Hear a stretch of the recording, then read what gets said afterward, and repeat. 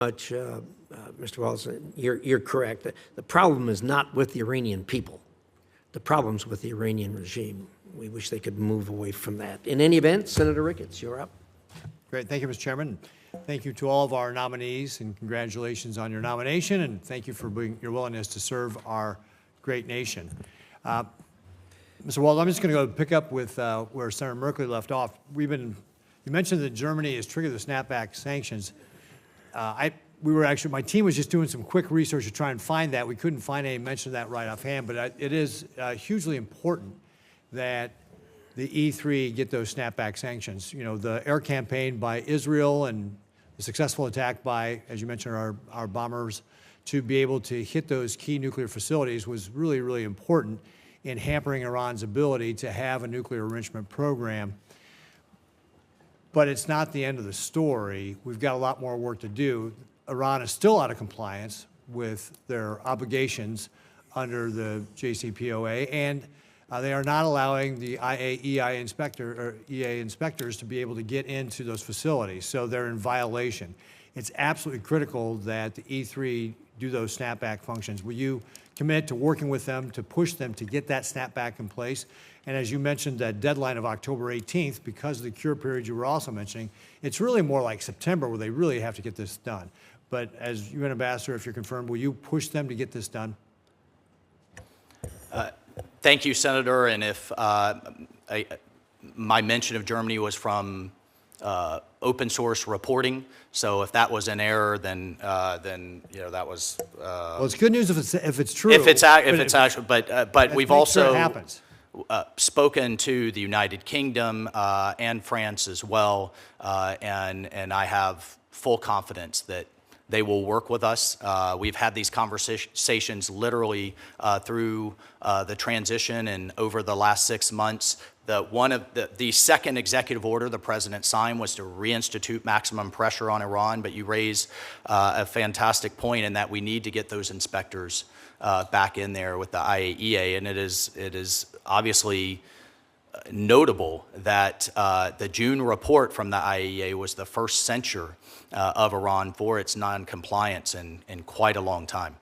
And one of the things Iran always says is they want this program for peaceful means, yet there's no reason they need to have an enrichment program to have a civilian nuclear program. 23 other nations are doing it without having enrichment facilities. We need to continue to push that the only way we can guarantee they cannot get a nuclear weapon is if they do not have an enrichment facilities. Would you agree? I would, as both the president and the secretary have said, Senator, and I think the most amazing aspect of this episode was that the president truly sought diplomacy first.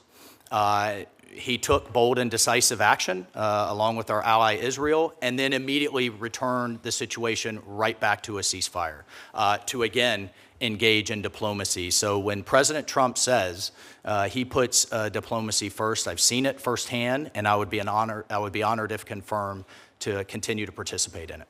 Well, let's talk about one of our best friends in the Middle East. Certainly is Israel. And you mentioned in your opening remarks the anti-Semitism that is just rampant in the United Nations. And I think you gave the stat that there were more resolutions targeting Israel than all other nations combined by double. And it's just stunning what the United Nations has done. So as the UN Ambassador, if you're confirmed, what specific actions can you take to shut down this anti-Semitism at the UN and the anti-Israeli basis?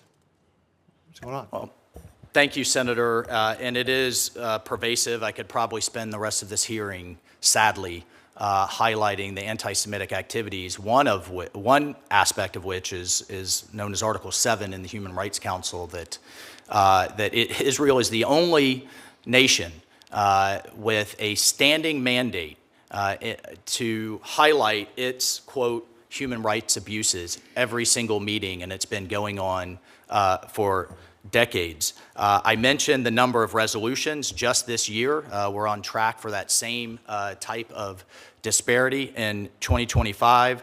I support the Secretary's call for sanctions on the Special Rapporteur, Francesca Albanese. I think she is the poster child for anti-Semitism in the UN. And I think we have to take a step back and address and work with both Israel and work with our allies on why this continues to happen. I understand the humanitarian crisis in Gaza, but I will say over and over again, if Hamas would lay down their arms, if they would surrender, if they would stop sacrificing their own people, the fighting would stop today. And I am confident in working with Israel in that regard. Well, I think your last point was spot on, and I have seen nothing out of the UN calling on Hamas to surrender, because that is exactly how this conflict would end, and the people in Gaza would be able to start looking for a better way of life once that terrorist organization surrenders.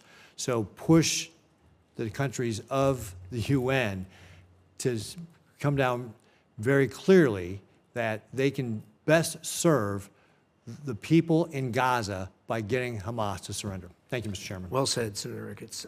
Senator